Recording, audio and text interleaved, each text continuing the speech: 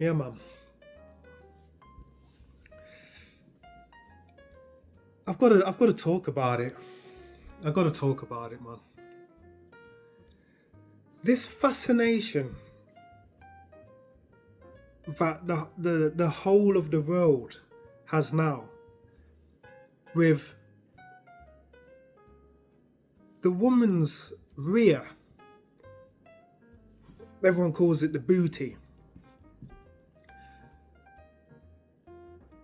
It's just crazy.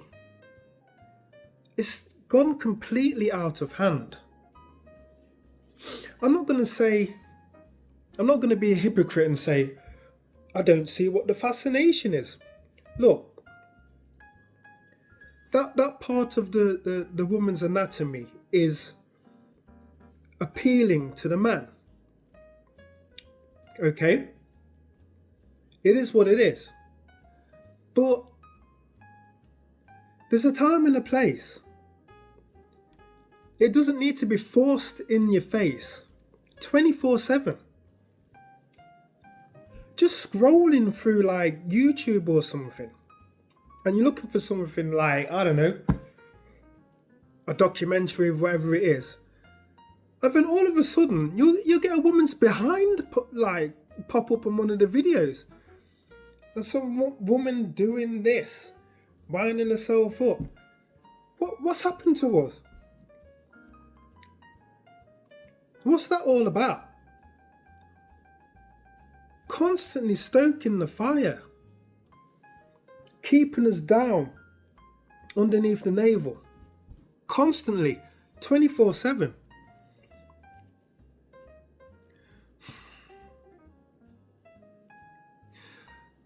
I remember when this fascination with the booty all started, right? I remember watching this music video with Tupac and that singer, what's his name? Out of Jodeci, Casey. I think it's called How Do You Want It, the video. And one night I was staying up, because again, in them days there's no social media, so we had to watch like music videos. It might have been Vivo, the music video back in the day. And basically, it was pornography. You had all these strippers. I think the setting was a nightclub, and they're basically naked. The women were naked. And as soon as I seen that, I thought to myself, well, that's it. The gloves are off now. That's it. They're gonna proper go for it now. Because you had your conscious rap, Public Enemy, Brand Nubian, Gangstar, well, what's that other one called? The 5%ers one. Well, there's a lot of 5%er groups out back in them days. Poor Righteous Teachers, Rakim, how can I forget him? But you know, people were coming with a message, and then the gangster rap started to get fed in. You know, with NWA. Now NWA, they had a kind of like a message. They were like the news reporters of what was going on the West Coast at the time. Because again, no social media, and they were like putting a spotlight of the craziness that was going on over there. So it had a kind of like political message to it. There was a positivity to it, even though the lyrics were starting to get super gangstified. But that was like the foot in the door, and everything else coming after that. Glorification of killing your own people, over sexualization, and all the madness started from there, and then the conscious rap just got swept under the carpet. This is all by design.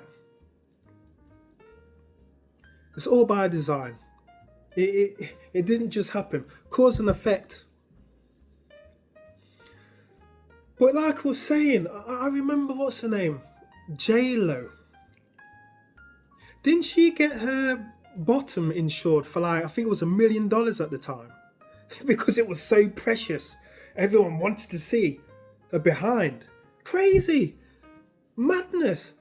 I mean, it just all started from there. It just blew up. This fixation with the behind. Craziness. Now the woman's just like, she's just a bottom now. From back then, like what, 25 years ago. To the point where black women are very shapely by nature, right? And you had all of this plastic surgery starting to seep in. Your lips, you know, the trout lips, the enhanced breasts. And then finally came like the rear. I don't know the technical term they use for it, to give you a bigger behind. And I thought to myself, well, black women are never going to go for that. Never. Because they don't need it. Lo and behold, mate. Lo and behold. The amount of black women now who absolutely don't need this mess are getting themselves into all sorts of medical difficulties, having this plastic or whatever it is put on top of the bottom that's enhanced by nature anyway, and you're putting more on top of that. You look ridiculous. I gotta tell you, you look ridiculous, mate. Stop following trends that are dumb. All of this started way back from J-Lo. That's when I noticed it. I was like, the world's turning mad. It's turning mad. Look, man, look. There's a lot of madness on social media. I mean, people put up videos which are just pure nonsense, and they get millions of views. Some people can retire off it. They get mansions off it because they're getting so many views on foolishness. So I thought to myself, let me put a little bit of positivity on the old social media just to balance things up. You know what I mean? Because there's too many people talking foolishness and putting foolishness up. I'll put some understanding on there then. You know? Why not? Why not? But yeah, that's where it all started. It's crazy. We're supposed to be civilized. This is supposed to be the first world. And we're all cracking up over a woman's rear end. Really? You can't control your passions at all. Your sexual urges is completely gone haywire. So-called savages who live in like the forests, in these jungles, they're completely naked. And they've got a naked woman next to them. And I'm not giving it a second thought. They're just like picking shrubs or whatever it is.